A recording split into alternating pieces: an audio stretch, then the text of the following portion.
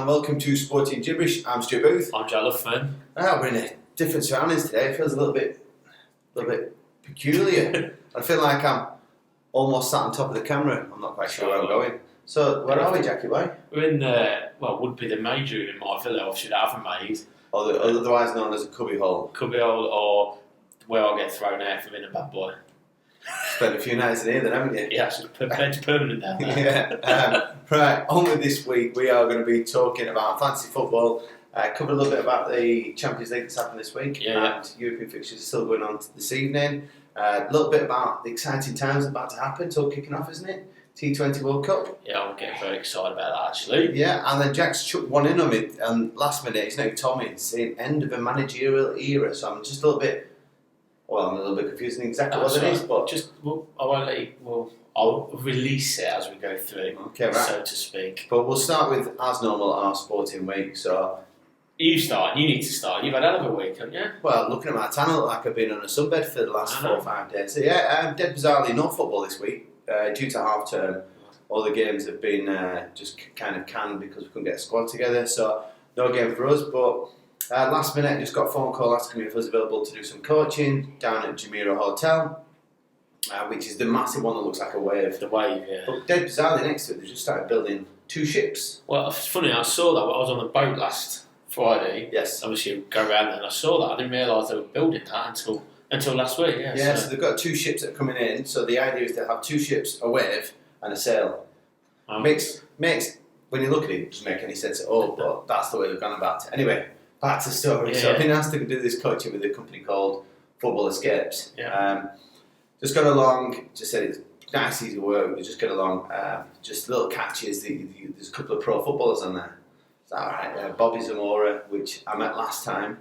So went down there, Bobby Zamora, and not only, but the one and only Michael Owen. Look at him, he's like smiling now, he's trying not to, but he is.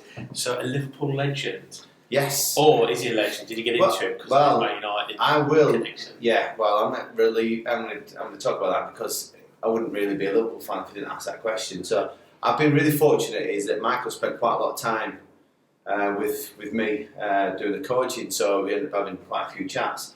And I think on the first day I just went, I'm going to ask you a question. Why United? I think that might have been the first question I asked him. And to be fair, he gave me a pretty decent answer in it, and he went through and explained it to me. Obviously, I'll just give you a quick fire of what he said, but he just said to me, he said that when the Newcastle thing had finished because they'd just been relegated, he's trying desperately to go back to Liverpool, but they couldn't agree a deal back. But I was trying to work this out. I can't remember if we had Torres in place or we just got rid of Torres and we just signed Suarez because it's kind of around that era. Oh, Andy Carroll. Yeah. Might have worked that actually, but yeah, it was around that time that I think it might be Torres was Liverpool's main striker. So I don't think they could quite strike an agreement. So he said on the table they had 3 firm offers. One was Hull City, and his words were I wasn't. He did say that nicely, but he just said I'm not going to go to Hull City. Well, it was the city of culture around there. Yeah. I don't know, must be a blind guy that gave that city of culture. And the other 2 were Everton and Man United. So he said, generally, he was sat between a rock and a hard place, like which one did he go for? Because if he picks Everton, it's going to annoy Liverpool fans. If he picks United, it's going to annoy Liverpool fans. So he just said to me, he said, when he played for Liverpool, he played with more of his heart. It was a love for United. He played for Liverpool. He was a massive... Even though he said to me he started off as an Everton fan, he grew to love Liverpool. So he kind of felt that. Then he said when he went to Real Madrid, he realised that how much it wasn't so much he playing for the fans and stuff, it became a profession for him.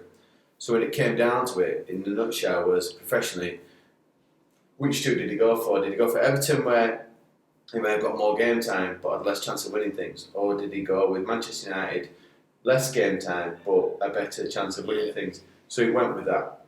And he said it was just purely down to professional opinion, his professional decision, which I think I kind of understood the way he explained it, and I probably explained it as well as he did to me.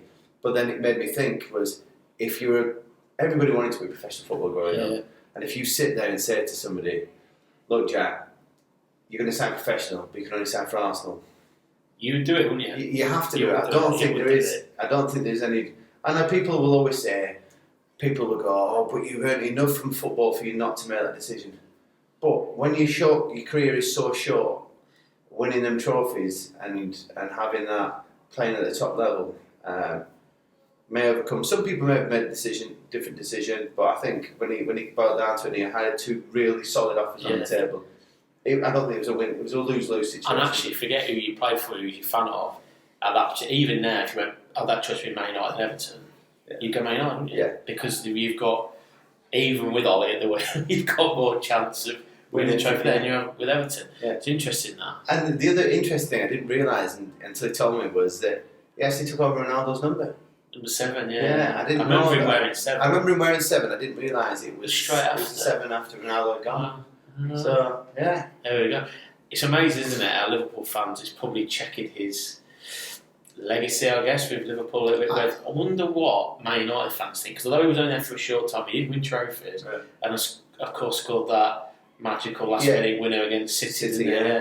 But I think United fans look at him as that. Yeah, thank you for coming along, and they're probably in emphasis of you've done a bit dirty over Liverpool back when he signed for us, but he's actually just. And we had this discussion and we just agreed. I was just like, you're just a normal guy that was good at football, and he said you couldn't say it any better. That's exactly what I am, and he is. We've had great laugh, great chats all week.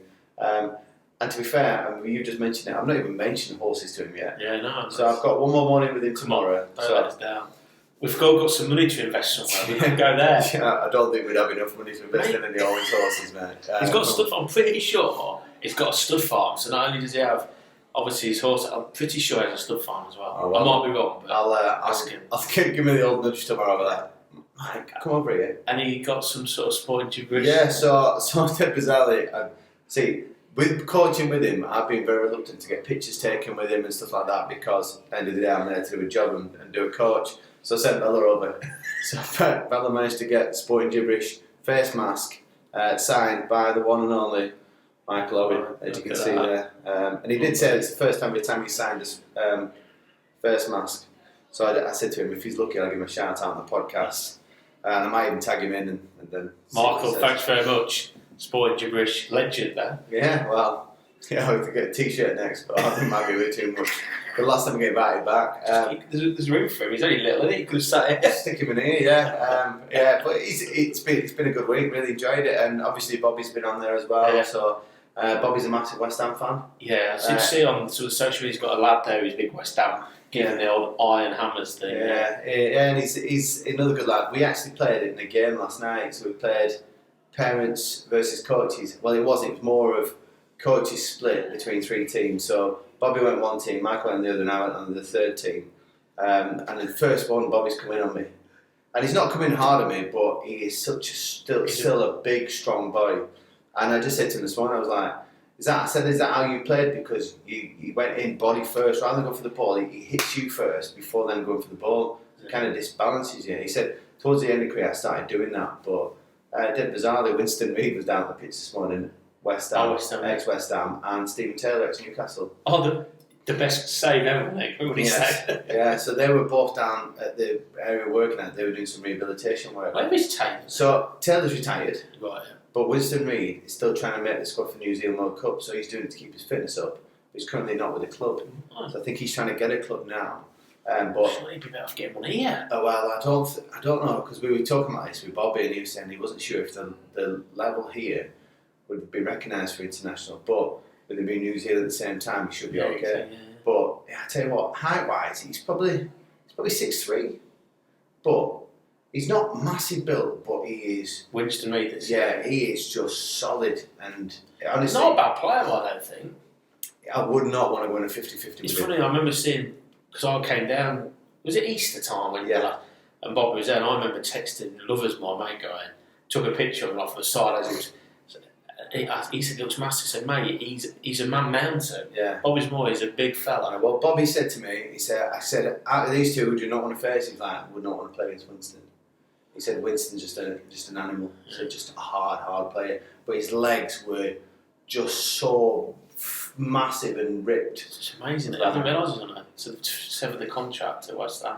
Yeah, so it's been entertaining week. Yeah, it's been interesting. But yeah, right, let's get on with enough about me and my mates, Owen, Bobby, Winston and Steve Taylor. I'm just going to go. So what have you been doing, mate? Well, played golf. Yes. Sunday. Oh, it was a Wellington Cup. We won. Won it, yeah. WSO won. I saw the welly. Very good. You've got the welly. We had the captain drinking out the welly. Very good.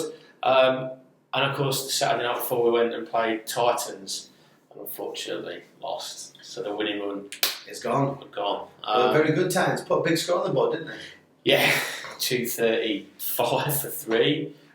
Growing to Ajman, the new ground. So in Ajman, there's already 4 grounds well established. So now the grounds, I think I've said before, basically there was cricket on there 24 hours a day, 7 days a week, 365 days a year. Then there's this other fellow who's built these right next door with 2 other grounds, but they're quite big grounds and they're going to be really good. He's got some good infrastructure around, great wicket and stuff like that. So it was a big score. And look, it sounds a bit like Sarah Grace to a degree, but Titans have a side in our league, a side in Division 2, and then what they call an A Division side, but they're called defenders. So defenders play in the DSL A Division, but also other A Divisions around Dubai and Ajman. And when you turn up and Titans play in yellow and 5 of the side are playing in black. Tell you what you need to know. That's all. But I haven't got a problem with it because I like to play. You're the same, still play against the better players. And to be fair, I think one lad got 120 on that hour, and we worked out, I think he'd off 89 balls, I think it was, and I reckon he faced about 30 dot balls. It took him 12 balls to get off the mark. Now, he couldn't play him. Wow. They're swinging and missing, and even towards the end, he was swinging and missing. But then when he decided he was going to go big, he went big. He went big, 6 or 4, you need a bit of luck in the format, or he just missed it and he just fell between fielders. We didn't. Honestly, we'll bowl a lot bit worse and bowl a side out for 150. Yeah. Just one of those nights. First game for us under lights of the white ball, so that was a bit different. But we did okay, big score. Anyway, we started off and we put 50 on 4 overs. Right. We were flying. In fact, until I think Clint was out, which was the 3rd wicket, we were above the rail. But it's always very difficult when you've got to go. I think by that point it was 11 and over, and then of course you lose a couple of wickets, 14 and over, and it kind of just tailed off. A bit disappointed that we've got bowled out for just 150 in the end, because I think we should have been a bit more cleverer and decided, well, we can't get it, but let's try and get as close as we can without getting bowled out, because it affects your run rate as well. Okay, yeah. So a bit like goal difference in football. Yeah. So it could come down to that because it's quite tight. So, but not disastrous. What about you with the bat? 26 off 18. I was going nicely actually and got caught on the boundary. I've seen the videos come up. Hook shot. Yeah, nice sound on it.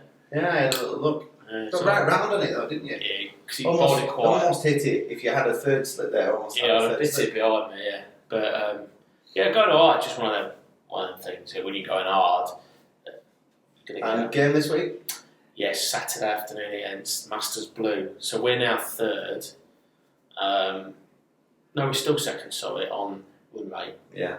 But it's very tight. We need to win. We need to win our next 2. I think we'll still finish top 4. We need to win those next 2 to take the points forward. Yeah. Because like I said last week, now I think because Valley Boys had a massive win last week. I did. So I think Valley Boys and Titans will go through. Definitely, and we've lost to both of those. We just need it to go down to the XLs again. I think we need to. It will do. We need both. We need to win these next 2. And even if we lost Saturday, I think we still finish top 4. But we need to take some winning points with us into the next. It'd be nicer just to knock them out, wouldn't it? Win the next 2 with class. Yes. Right. Class. Okay. So, where's the game at on Saturday? Is it the 7th? 7th, 1 PM start, and then after that we're going straight to the Dubai Stadium as a team. Oh, to go and watch England West Indies in the T20. Oh, nice little weekend lined up. Yeah, decent. Right, okay, right. We'll move on to European Champions League this week. Yep. I think the best game had to be the Liverpool Atletico Madrid one. Yeah. Especially, I think overall maybe not as much, but first half entertainment. I don't. Did you catch any of it? Bits of it. So I watched the full game. Did my power nap. Got up ready to watch it, and first 10-15 minutes, Liverpool 2-0 up. Atletico Madrid didn't know what hit them. Then Liverpool kind of conceded a bit of a soft goal, which then just gave Atletico Madrid the emphasis to push on. What's his name? Felix was picking the ball up, and he's done navigated pretty much twice, and then played a great ball inside to Griezmann, and with his first touch, Van Dijk's turned initially the wrong way, and then by the time he's realised the touch, he's put himself in space and done a great finish. Then Alisson's made 2 or 3 really good saves to keep it at 2-2. And then straight after half time, and it sounds really bizarre, this, I don't think it's a red card. I don't know if you've seen it. I've seen it. But just simply for the fact is, yes, I know it is a little bit dangerous, and he's not really out of control. It's not like he's jumped and lunged. But for the people who haven't seen it, the ball's come over Griezmann's shoulder and he's watching it over the top of him. And you know when the ball's a little bit further in front of you, you have to jump to try and control it. So he's jumped with his legs straight up in the air. Idea is the ball is going to land in the cup of his foot there to bring it down. Unfortunately, as he's jumped, Bobby's running from the side to try and get a head on it. And he's not ducked down loads, but he's ducked down enough to then get a bit of a kick on the side of the face. Thankfully, Bobby was there, okay? There was nothing wrong with him. But the referee just whizzed straight out a red card and sent him off. I think it's a bit harsh because I don't think there's any intent. And you go back to, was it De Jong in the World Cup? Oh, yeah, when he's done that right in the middle of the guy's chest. He did it Alonso, was it Alonso in the middle of the chest? Yeah, wasn't he? And he's gone with intent. Yeah, exactly. That is just eyes on the ball all the time, and I think there needs to be an element of a bit of common sense. I was going to say common sense. It's dangerous to a degree, but you're then saying that any time the ball goes up in the air, you jump up to try and control it. Does that mean everything's dangerous, or is it just dangerous because somebody's there? Bobby's run in. Yeah. It's a bit like the Luke. Did you see the Luke Shaw England penalty one the other week? No. Bit similar. That he's just trying to clear it, and he's sort of bouncing around, like, I don't know, waist high, maybe a bit. And he's gone to kick it clear, and the lads sort of beat it. It looks, as a World Cup, as an international defender, you've probably got to do it a bit better. Yeah. But the lads come in and say, "He's ended up," and it probably is a foul. But you're like, what else can he do? Oh, I get that. If you're too slow to get your foot around and somebody runs in and pinches it, it's always going to be a free kick. But I just thought for a red card, I thought it was a bit harsh. But then what made it worse was, and at that point, I'm defending Atletico Madrid because it was a good, entertaining game. But then Atletico Madrid just went dark arts in the game, and it was just horrible. Every time there was a foul, they were jumping all over and shouting at the referee for yellow cards. Trippier's getting involved in one. Milner goes in to win a tackle. Trippier acts like he's been elbowed in the face. When you look at the replay, he's got his arm across his chest, and it's barely even a free kick. But Milner's been booked for it because he goes down like he's been shot. They've all run round him and started screaming and shouting. And it's just like that for the rest of the game. Just trying to get it evened up. And then Liverpool get a penalty, and the defender, centre half, literally the ball's coming over, Jota's in front of him, and he's just poleaxed right to the back of him. And then he's screaming like he's not done anything. And it was penalty, clear and simple penalty. And then they tried to con one back with a dive in the area right at the end. And then to sum it all up, finishes 3-2. VAR overruled that penalty. Diego Simeone, as soon as the full time scores, runs off down the tunnel. Yeah. I'm just like, I have seen Klopp's reaction to that. I thought it was very good. Just a big thumbs up. In his press conferences, I understand. I'm like, don't. He was pretty good. He was like saying to me, "Don't make more of it what it is. Emotions got the better of him." And I actually think that because what do they shake hands for it on the touchline? It's for public show. I think, but it's also like you're talking about win or lose. It's the same in a rugby match, isn't it? Yeah. You could spend 20 minutes just beating 10 bells out of each other. At the end of the game, it's the end of the game. It signifies that you win, you lose. You win properly, and you lose properly. I agree. But I thought Klopp was really good, sort of trying to diffuse the situation because else would have been all about that and not about the fact that Liverpool had a good win. Another good result, Ajax 4-0. Absolutely battering Borussia Dortmund. Yeah. And then last night, I think the other main standout result was Ollie potentially nearly sacked at half time, 2-0 down, and then Ronaldo's bailed him out at the end to make it 3-2. Yeah. So where does it lie for? And I tell you what, the traction for Ollie to get sacked from United fans now is going full steam ahead. Well, I think they realise, don't they, that they've arguably got, and I was watching a little bit of, I've seen a bit of the Carragher Neville debate from Monday Night Football, and I read something as well this week where arguably they've got as good a squad as Liverpool and City to a degree, certainly in that front third. Yeah. And if Varane gets fit and Maguire, you've got two international centre halves and a goalkeeper. World Cup winner there. Yeah. So arguably their squad, but they're not going anywhere. They've got no identity, and it's all down to the fact that how much of the signing of Ronaldo is for Man United, or is it him doing the business? Yeah. You know, did they not want to go to City? Was he ever going to City? Was it his? Because you know what he's like. Yeah. Is it his PR team doing? I just don't know where they all fit in. United hijacked the Sanchez deal last time, didn't they? Yeah. They thought he was going to City, so it wouldn't surprise me that happened. But I think for United fans, they're just fed up of just mustering through games. And then I was watching a debate thing. Carragher was on it, Scholes was on it, Gary Neville was on it. It was with an audience of fans. Oh, the other one, yeah. And it was actually saying, an Arsenal fan turned around and says, you call Arsenal, but Arsenal have played quite a few of the big teams and they've got so many points. Yeah. United haven't. And then I think Neville's turned around and said, you know what, you are absolutely right, that after United have done this next stretch of games, because they're going to be playing some big teams, they could be on the same amount of points as Arsenal. Yeah, because we've said before that Liverpool, all the others are in that top 4 or 5, bar Brighton actually, but all the others big, they've all played. Yeah, so Spurs, I know we've played City, Chelsea, Arsenal. Yeah. Arsenal have done similar, Liverpool have done similar, and we'll get Man United. Man United got Liverpool, haven't they? This Sunday. Spurs a week after. But yeah, if United lose that one at Old Trafford, surely that's going to be right as well. Yeah, but yeah, moving on from the Champions League, we've obviously got the Premier League fixtures this weekend. I'm just going to whiz them up. I know the biggest one is without a shadow. It's Sunday night, but there's actually a game Friday night. It's Arsenal versus Aston Villa. Villa's struggling, aren't they? Yeah, very much based upon how well McGinn does. And such a... Well, I don't want to say he's underrated, but if he doesn't play, then Villa are a different team than Yeah, and also he's not... He is a good player, but he's not going to... he's not going to be a one-man team, is he? No. So, they're proper struggling, I think, Villa. Yeah, not really. The buyers haven't had the impact they wanted. No. It's a bit like, did they panic buy? Possibly, and then maybe it's an element of what happened with Spurs when you got that big cash flow from Bale and then didn't really invest very well. No. And then moving on to Saturday, Chelsea-Norwich. The only good thing that potentially has come out this last couple of nights is that Lukaku and Werner could be injured. Yeah, I've transferred Lukaku out now. Yeah. So I reckon he's gone. He's done ankle ligaments. So Well, I was waiting. I'm going to wait for the brief from Tuchel, which will be tomorrow, to have a little look on what I'm going to do with him. But yeah, Norwich will be sat there. Yeah, Norwich will be sat there thinking, I've had a right stroke there. Yeah, and as much as it look like they're out of it, they're not out of it, are they, Norwich? They need to just keep plugging away because you just never know. Yeah, they just need to pick up points, don't they? It's just don't know where it's going to come from. And then the 3 o'clocks, we've got Palace, Newcastle, and Newcastle without manager. Yep. I think he said he was going to take over the reins for the... Well, I think last time they were on about the assistant manager, which is... I saw a picture of him as well the other day. Graham. Might being... I want to say... it's the assistant manager. Oh. He's going to caretake for the time being.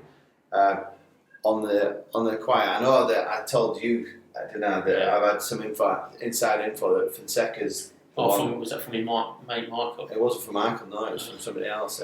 But yeah, Fonseca's getting the job from what I've been told. And then I told somebody else, and like, yeah, he's clearly favourite on the bookies as well. We just looked at the betting sign and was like, generally haven't. That's just a stopgap, and you don't want to be the next manager in Newcastle. But I think, like we mentioned last week in the podcast, and if you've not watched it last week, have a little look, is that director of football should be the first one that's in. Yeah. If you're going to do changes, you need to go to there. Everton-Watford, which will be an intriguing game, because Everton just aren't completely firing, and Watford, you don't know, with new man in town. They were very bad last week, but hopefully he's had a bit more time. But Liverpool at the same time was so good. They were good, yeah. Leeds, Wolves, and then Southampton, Burnley. Leeds, Wolves will be an interesting game. Yeah. Again, 2 teams that Wolves will be on the back of winning their last game. We wanted to pick up points, and Leeds, they finally brought that up. They won the game. Yeah, wow. I can't remember. And then... Did they win last week? I want to say they drew with Southampton, didn't they? Oh yeah, 2-2, yeah. Was it 2-2? Well, I don't know. What did You've had a big week since then. I've had too much sun. And then Southampton, Burnley, and then the evening game is Brighton versus City, which I wouldn't say it's a guaranteed game. Yeah, I'd say City or West players maybe. Possibly, and maybe they might come up and stuck. And then Sunday we've got Brentford, Leicester City, West Ham, Spurs. That's an intriguing game. Big game. And I've said before, as big a game for Spurs fans as the Arsenal game. Yeah. They hate West Ham. And then the last game of the day is Liverpool at Old Trafford. Southampton beat Leeds last week. Yeah. So Leeds are proper struggling, aren't they? Yeah. Which doesn't surprise me. Bit of a hangover, but yeah. Old Trafford, nice to pick up 3 points there. Big weekend, isn't it? But I think for United, I don't think this is the game that Ollie wouldn't struggle with because the players will be up for games like this. At home, fans will be up for it. It's, yeah. I just think if Liverpool show what they did in the first 20 minutes against Atletico and first half against Watford, could blow United out of the water before you get going. I agree. But I think that what happens in every type of derby game, form goes out of the window. Yeah, definitely. Definitely. Right, do you want to go on to about your Cricket World Cup? About to start. It's kind of started. Well, I've seen they're doing warm games, aren't they? Yeah, so it started in Oman, so there's some qualifying games there to get to the Super 12. Scotland have been doing So Scotland have gone, alright, so Sri Lanka have already qualified. Yeah. Scotland, I think, should now because they won their first two. And then I think it will probably be maybe Bangladesh at the other group. I can't just remember. So then they come into the main competition so that starts. My question is, like Scotland are potentially going to qualify. Are they qualifying with Scottish players? Are they qualifying with like English players pretending to be Scottish, like a bit like Ireland do? But people say England have a lot of South African players. Oh yeah, true. Yeah, nobody actually plays for the To be fair to Scotland, the majority are Scottish.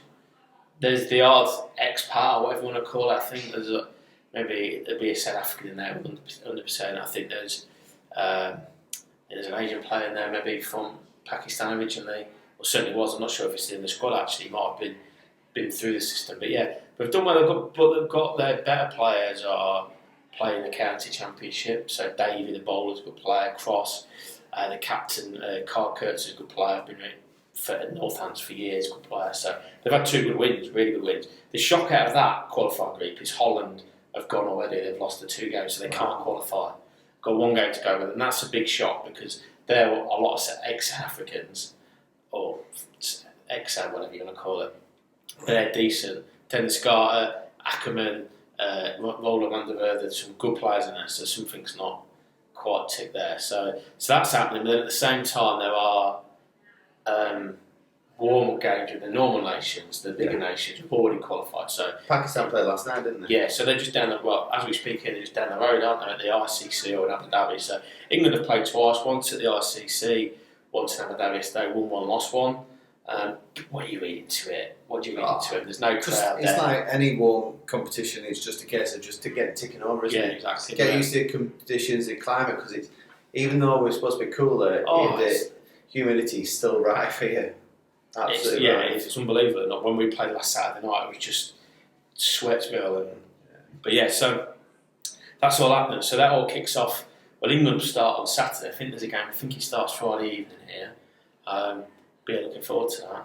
Good stuff. And you go into the West Indies. So we've got England West Indies Saturday, and then England Australia the week after. I tell you what, next week one of the opening games, India Pakistan. Yeah, I think it's Sunday. That talk about a tasty opening game. Very tasty. Very tasty. And do you know what? And I link into it. People say who's going to win. You can't really bet against India because all their boys seem to be fine. They've been obviously out here. The majority of all of their squad have been out here for the last 4 weeks, 5 weeks, practicing playing the IPL. So you can't bet against them. But do you know what? I think it's quite open. I really do think it's quite open. I think the short format of the game always throws up a few surprises. So you're saying you've got £5, you're going to put a bet on, stick it on Scotland? Yeah, not quite that open. I don't know. It's not going to be Greece winning the European Championships. No, not quite like that. But it wouldn't. I'm not saying this will happen, but it could be not a lesser nation, one of the less fancied nations. So a Pakistan, even West Indies could retain it because they like the big game players. Oh, yeah, they do have big hitters. It'd be interesting. England got as good a chance as anybody. They're not quite firing though, and then. Without Archie, who's key for death bowling. I think the idea though is when you come to competitions, is you're not quite firing to start with. It kicks on as you get later on in the tournament. Absolutely. You think back to Spain winning the World Cup. Did they lose their opening game to Switzerland a couple of years ago? I think it was Switzerland. They lost the opening game to Switzerland. Then they might have been drawn. Then they won, qualified, and then ended up going on and winning. And England the same when they won the Cricket World Cup 2 years ago. That they started off with that blip in the middle, which put pressure on. They had to literally win. I think it's 5 in a row, including the semi and the final to win it, which they did. So they've got as good a chance as any. Their big thing is they need Morgan. I mean, Morgan's averaged 11 in the IPL since he's been over here, and you're doing better. I did say I'm here for him. So they've got to get him. He's got to get into some fit, because you don't want to be in a situation where, and he said it this week, where I'm quite happy to drop myself. You don't want to get into that situation. No. And the other big thing is Milan. Now Milan, they've got into and I've said this before, they've got themselves into a problem with Milan. So during the COVID thing, just before when they rested people actually went to New Zealand just before lockdown actually, and they took him, and he did really well in the T20 stuff and the ODI, and then he's done really well, and he's actually the number 1 rated batsman in the world. Wow. Yeah, I don't think his game's more suited to the longer format Test cricket, which he's obviously got back in, and 50 over stuff. But of course, how can you leave the number 1 batsman out? Now, during the sort of winter and the first half of the summer, he was playing because people were resting again, and he did okay. And then the back end of the summer, he struggled a bit. And in the 2 warm-up games, he struggled. The argument is he eats up too many, but he bats at 3, so he eats up too many balls in the power play. If you do, that's fine, but you've then got to go on and finish 60, 70, 80 not out at like 130 strike rate, and he's not doing it. For the people that haven't got a clue about cricket, it sounds a bit like Pac-Man, doesn't it? Yeah, it's just eats up too much. He eats up too many balls. So they've got to say that's the decision. I mean, I personally would have had Root in the squad because of where we're playing, because he's a master at manipulating on slower wickets. So I'm going to pin you down. Stop skirting around the garden, as they say.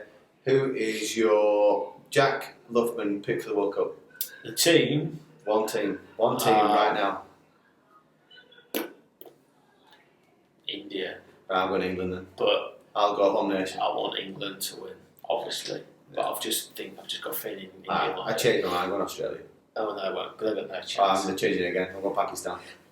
Anymore? Pakistan, India in the final would be awesome. Imagine it. That would say it'd be like rare to get anywhere. No. But yeah, interesting. But looking forward to that. Get to maybe more than 2 games. Yes. Well, I want to move on to this next topic that you've got on. Managerial era over. So, what does that mean? I think I've been sort of going on this for a few weeks now, and I think you mentioned it about Jibberish. I can't remember what we were talking about. We're on about the director of sport. If I think I know what you're talking about, is the German fella. And then having... Oh, my completely off. No. So we're talking about... I can't remember what manager thing... If you say who you bring in, and you said about bringing Sam Allardyce back in. All right, okay. That era of management... All right, is that what you're about? Yeah, has gone, in my opinion. Ooh. So... I'm going to say a couple of points. One from the Championship. So Mick McCarthy, back in last year, gets himself in at Cardiff. All right. Awful appointment, Mike, but it was a short term there. Of course, he does well. What did they do? Appoint him. Look at where they're at now. Yeah. But Mick McCarthy doesn't have history of getting teams out of the Championship. But I think it's that era. So same with Bruce. I mean, I think Bruce has done a reasonably good job at Newcastle. I'm just seeing the stats on that. So.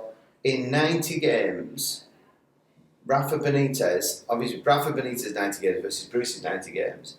Rafa Benitez 24 wins, Bruce 23 wins. Same amount of points. Bruce had better goal difference and conceded less, but had 2% less possession. Yeah. So if you're comparing, and Rafa Benitez is still a household name that they talked about bringing him back to Newcastle. Yeah, and that's a narrative in it. So, and you don't, all the stuff that it seems that this last man, Bruce has really suffered under the sounds of things from his press conference today. The same you've talked about, Mourinho passed it. Oh yeah, I think Mourinho's dated. I think Benitez probably is. I think he's getting that way. And then what sparked that a little bit more is I watched the coverage of the Watford Liverpool game. Oh, so you think that Ranieri's passed it as well? Well, I did watch the BT coverage and there was on there, so Joe Comfort presented with McManaman and Joe Cole. So yeah, that was the thing. Now, I don't know, I think when Samuel Hodgson's obviously stepped aside now, when you're 69 years old, right, and as much as I love his character, what a character, he'll go down in, anybody who loves football and loves the Premier League, he'll be a legend for us, won't he, because of what he did with Leicester. And also, not because of what they did on the pitch, but just what he was off the pitch as well, those press conferences. Yeah, exactly. But they were talking about that, whether the Watford, is it right, was it this 19th manager in 5 years, something ridiculous. And you can debate that or whatever you like, but the interesting thing came out of it, and Joe Cole was on there, and he was saying that, so he's got all these badges, so whenever he's applied for jobs, coaches' jobs, managers' jobs, whether that's Premiership, lower league, all that comes back to him is you've got no experience. You've got no experience. And this is a guy, and McManaman was very vociferous in this. He said he's not the only one, and obviously that they'll all know. Owen will probably be able to tell you the same tomorrow. That this is quite a habit. And when you look about it, because it was on the back of a little thing they did about John Barnes, who intimated that he was keen to be into management again. But my point is, if they keep going back to the likes of Bruce and Allardyce and Hodgson and... I know you're about. It's like Mark Hughes, there was that era of just a cycle of managers that kept... Let's get some, look at Brighton, fresh blood, boom. Why has Eddie Howe not got another job? Why has Joe Cole not got another job? Because actually, the 2 or 3 stars of our era, if you like, who've been given a chance, Gerrard's obviously flying, but I think he needs to come back into the Premiership to prove his worth. Lampard has done okay, did okay at Derby, first year champion. He did well at Derby and not so well at Chelsea. Yeah, but I think there's a manager there, and at least he was given an opportunity. Rooney is doing, I would think, under not great circumstances, half decent job at Derby. Why do we need to go back to that? Let's put them to bed because they play the same way. I get what you're saying, but I think it's tried and tested, isn't it? And as a business owner, because that's what it is in business, if you've got the likes of Sam Allardyce that has got that ability to get your team from being bottom to getting 4 from bottom to stop them from being relegated to the Premiership, that's worth stupid amounts of money.